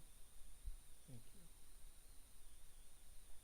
So at this time, I think I'm supposed to reintroduce my loving wife. That's my turn. And thank you. Thank you.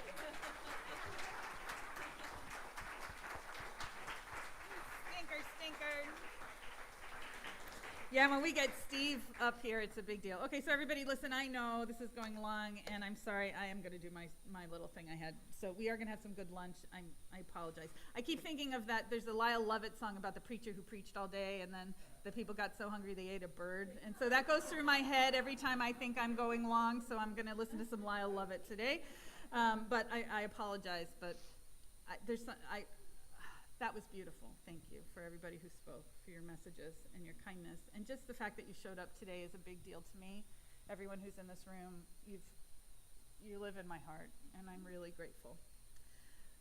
I want to tell you a quick little story. In 2013, what happened was my dad passed. He made his transition in March of 2013 from a battle with pancreatic cancer. And however difficult that was for my family, it hit me in a weird way.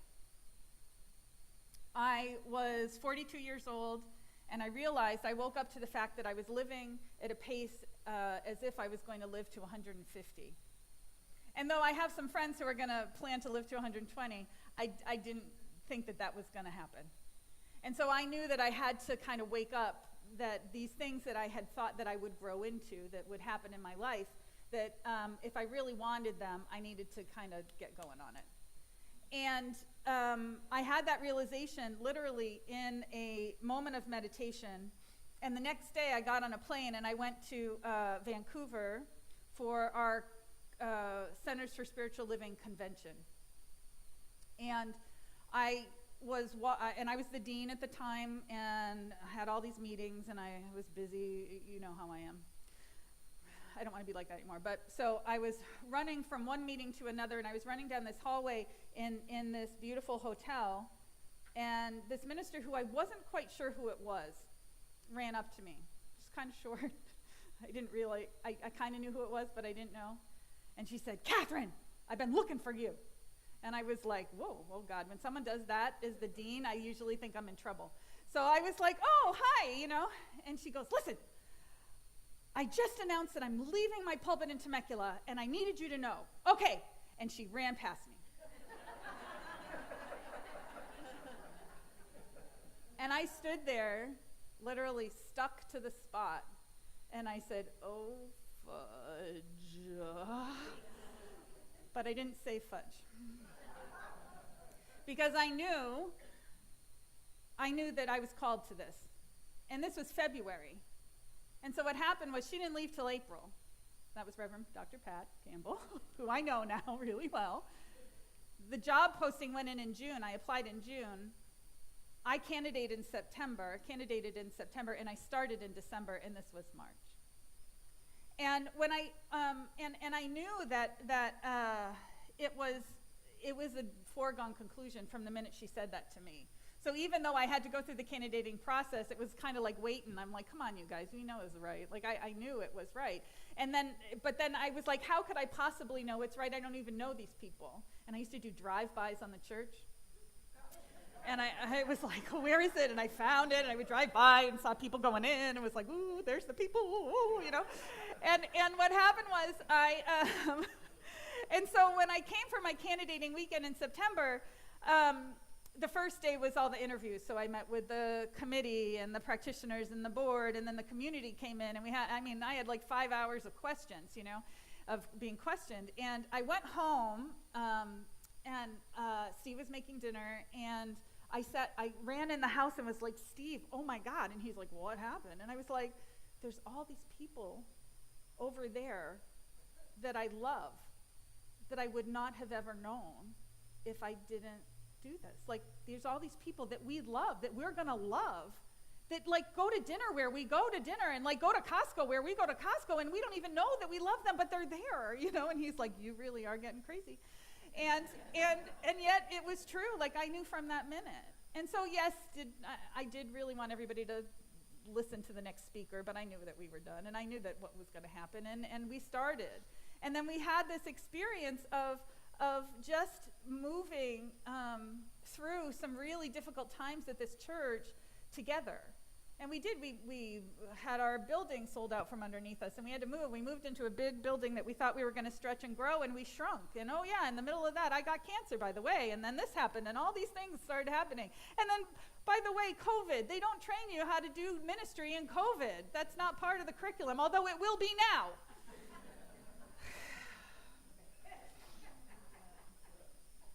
So when I became a minister, I was about the education, and I was about the one-on-one work, and I was about the ceremonies and honoring, blessing the babies and doing the celebrations of life. I had no intention of being a senior minister. It was not on my agenda. I didn't want to do it because I didn't understand what Sunday church was about. I went to church. I was a minister who didn't like Sunday church. I'm admitting that to you now. Strike me if you need to.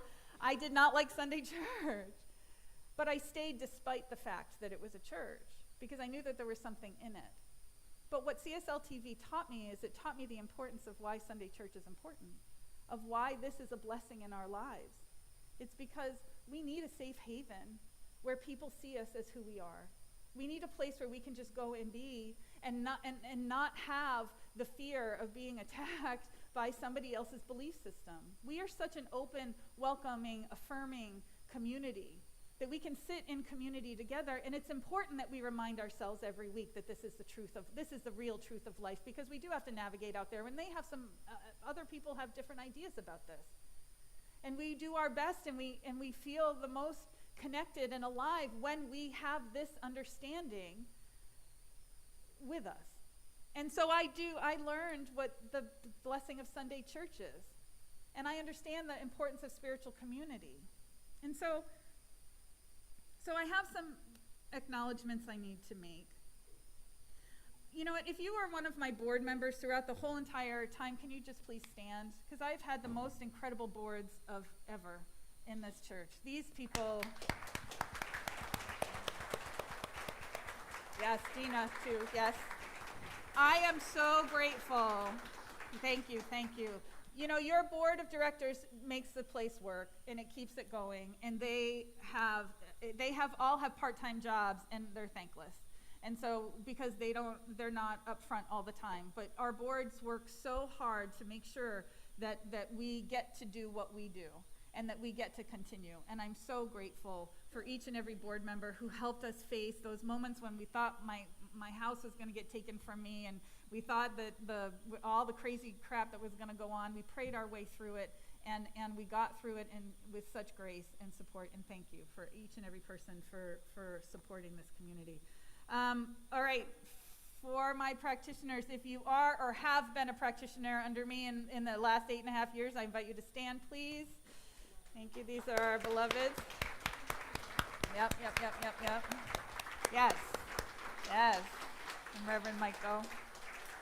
All right, so those who were here when I arrived, and to all those who completed in my time, it's been an honor watching the growth in consciousness, watching you step into your power, letting me kick you out of the nest when you need to, and following your truth to take you where it needs to take you, and to go where you need to go to serve in the world. You are a light in the world, and each and every one of you have a gift to give, and I'm just so grateful. I'm so grateful. To all my students in any class or workshop, this is my most favorite space to be together. Class is where you dive deep and do the real work, and it's been an honor to walk through class with the majority of this community, from foundations and beyond limits to the upper level classes, to my ongoing education for practitioners. It's in the classroom where we do the deep work, and I'm going to encourage you when Reverend Sharon brings the education system back, if you're relatively new, jump into class. It'll change your life. To the congregants whom I've served with ceremonies, you've heard of a couple of them today, but the weddings, the baby blessings, and the celebrations of life. Counseled, sitting and holding hands with those who have lost loved ones, standing in the space when they have transitioned out of hospice into their next beyond. It is an honor to be with those who have had scary diagnosis and come and sat with me in their fear. For those who've lost their jobs or were trying to create a new life. The relationship challenges and the garden variety tests of faith that we all have, and the huge things that happen in the world. One of the most amazing things about being a minister is that I get to partner with you in your life, and I get to walk hand in hand with you down the path. And for those steps that we take together, I'm grateful for every moment that I have been able to bear witness to the light of your life unfolding. I'm so grateful. To those who have moved and left the center, whether you're online or you're coming back or listening to this 10 years from now, I'm just grateful for the time that we've had together. These moments in time when we're together in community are precious and special, and will always have a special place in my heart. So to my family, to Steve and the girls who couldn't be with us today, and to Emily. Emily grew up here. She was 6 when I started. And I'm so grateful for the years in our youth program that supported her. Thank you. In becoming the lovely young lady she's become. I'll forever be grateful to this community for helping us raise her. And I may have said this before, but when I explained to her that I was leaving and that what was happening and that I was stepping out, her first question was like, well, where are we going to go to church?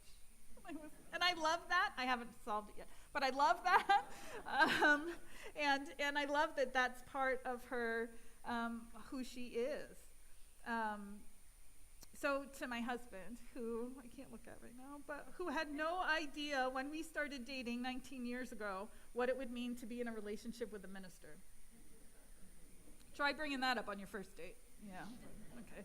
I told him early on, nah, don't worry about it. I don't want to have a church. I'm never going to have a church. Don't worry about it. I'm not going to have a church. Yeah, God happens.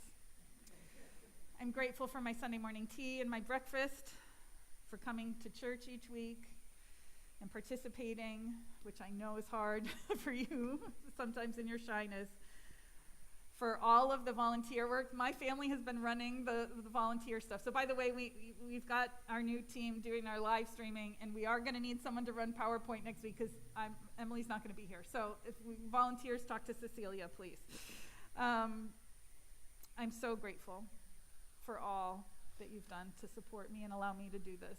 because you know I want to be a gift, and you are a gift to allow me to be who I've come here to be, and I'm grateful for that. To these lovely ladies on the stage, and Mike. Danielle saved me. Yes.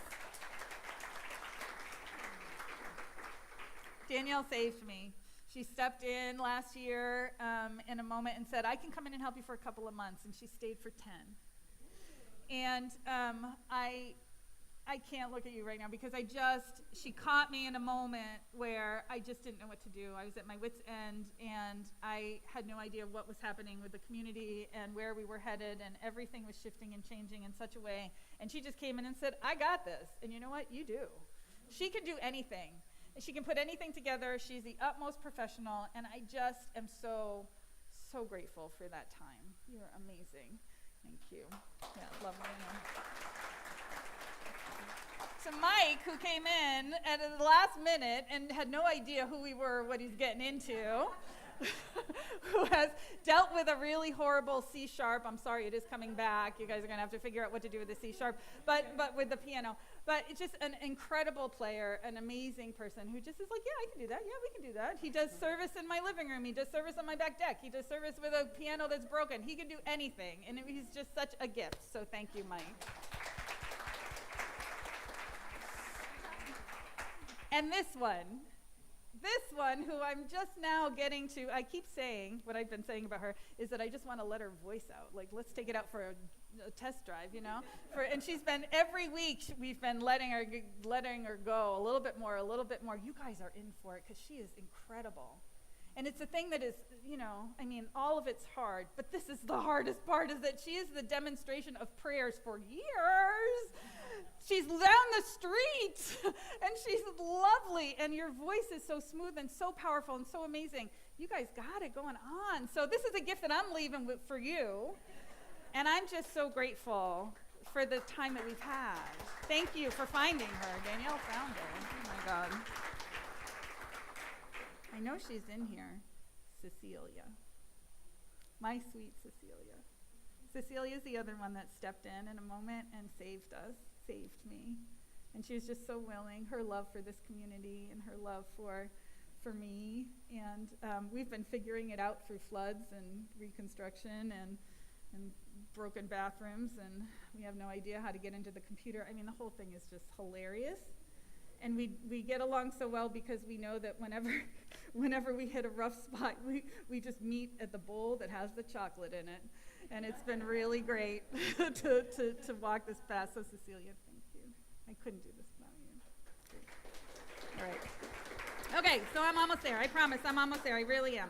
All right, so the church has been such a big, huge part of my heart. I love it, and I always will. I sincerely hope that you know that I tried my best. I know I wasn't everything to everybody, and I know that there were moments where I fell short, and that's because I'm human, and I did the best I could. My intentions were always for the highest for all of us, and I know that this church is a gem, and it'll call forth a great minister to take it to the next level, and that my time here was helpful in preparing for what comes next. So my request is this: please love the next minister. I know you will love Reverend Sharon. She's a love, and she will do great work over the next couple of months preparing the center to call in the next permanent minister.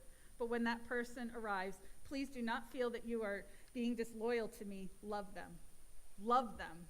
100%. Just love them. Support them. Lean in and help make this the beloved community. That would make me so happy. I want this place to be all that it can be. And I know that great things are ahead. And I'll be sad not to be here. I will be. But that doesn't change the truth that my intention, and I really hope that you get this new chapter that's filled with all the things that we've ever dreamed about. And I do have a request. When you think of me, when I cross your mind, like when you cross mine, please see me whole, happy, and energized, engaged in joyful experiences, and all healed up, dancing through my life. That would be the best gift I could ever get, is if you could just see me that way. And I'll do the same for you. So, we're there. This is when you need your tissues, but this is a song that's been going around in my head this week. And I'm so grateful that we have both Danielle and Joanna here to sing it. And it's my gift to you. And my best wish is that you know that this is how I feel.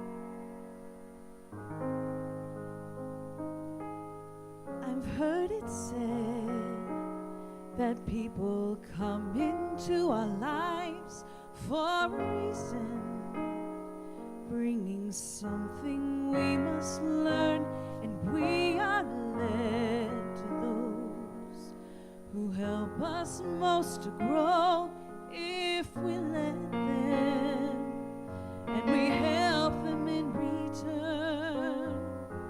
Well, I don't know if I believe that's true, but I know I am who I am today because I knew you. Like a comet pulled from orbit as it passes the sun, like a stream that meets a boulder halfway through the wood. Who can say if I've been changed for the better?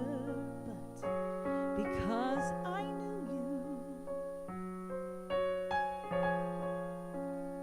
I have been changed for good.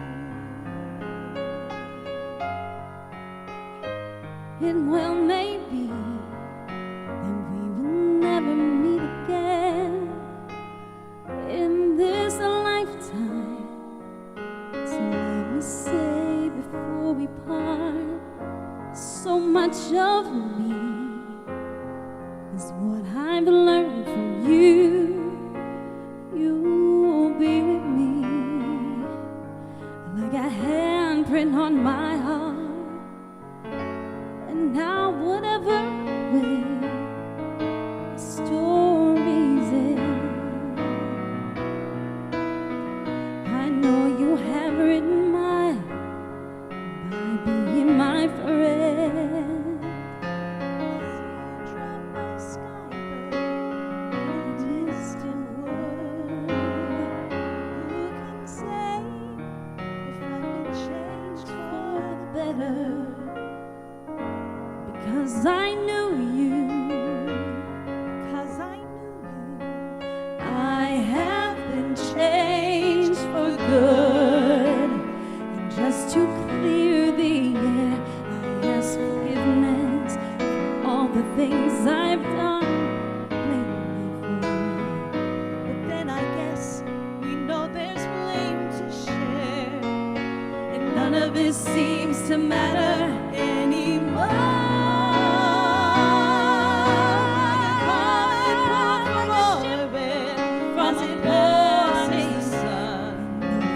Like a stream that meets sea dry halfway through the wood.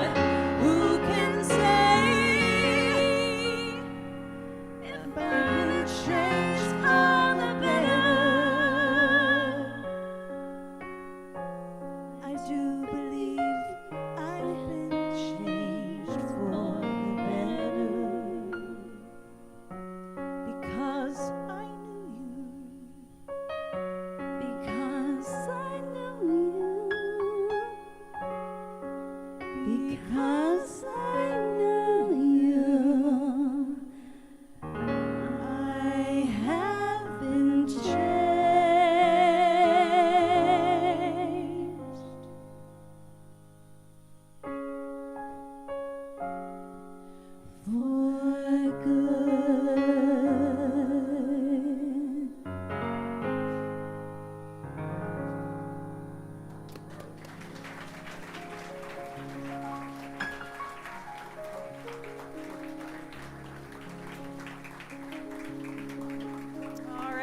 what we do is we pray. So let's come together in consciousness here as we close out this day, this first part of the celebration, and move into lunch.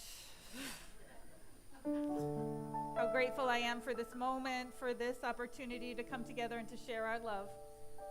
To remember that this truly has been God ordained, that we have come together by divine appointment in that infinite truth and that light, that our paths have wound their ways together. They have walked together in this period of time and now move out into our own adventures, knowing that we have been blessed and we continue to be blessed by that infinite light and truth, wisdom and love of God. And so I know that there is only one here. There is only one life, one light, one presence. And as we step forth in this week, I know we begin again in that truth of being that channel of divine light shining uniquely out into the world. I know that we open to being of service and to receiving the service of the world and allowing life to rise to support us, to support our freedom and expression. And I know that we are each blessed. We are blessed with the time that we've spent together, and we are blessed that blessing will remain as that handprint on our hearts as we move into the rest of this day and out into our lives. I know that I have been changed. I know that we have been changed simply because we said yes to walk together for these years, and that we are blessed because of it. So I give thanks for this. I'm so grateful for all of those who have come together to create this day, and to know that it will sustain and support us as we move from this time. And so surrendering my word, I allow it to be, and so it is. Amen. And I release.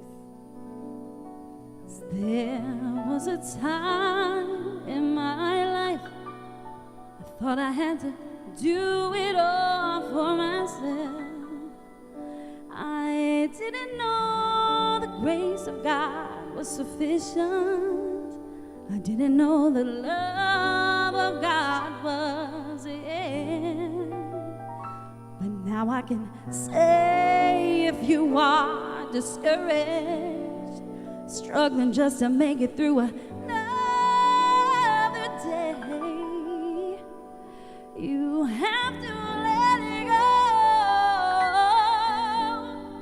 And this is what you have to say. Say, I release and I let go. I let the Spirit run my life, and my heart is open wide. Yes, I'm only here for God. No more struggle, no more strife. With my faith I see the light. I am free in the Spirit. Yes, I'm only here for God. Say, I release and I let go. I let the Spirit run my life, and my heart is open wide. Yes, I'm only here for God. And no more trouble, no more strife. With my faith I see the light.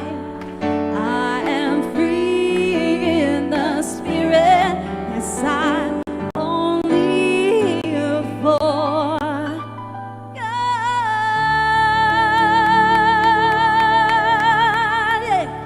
And as we step out into this week, we begin again with love, and so it is. Make sure you hug me before you leave.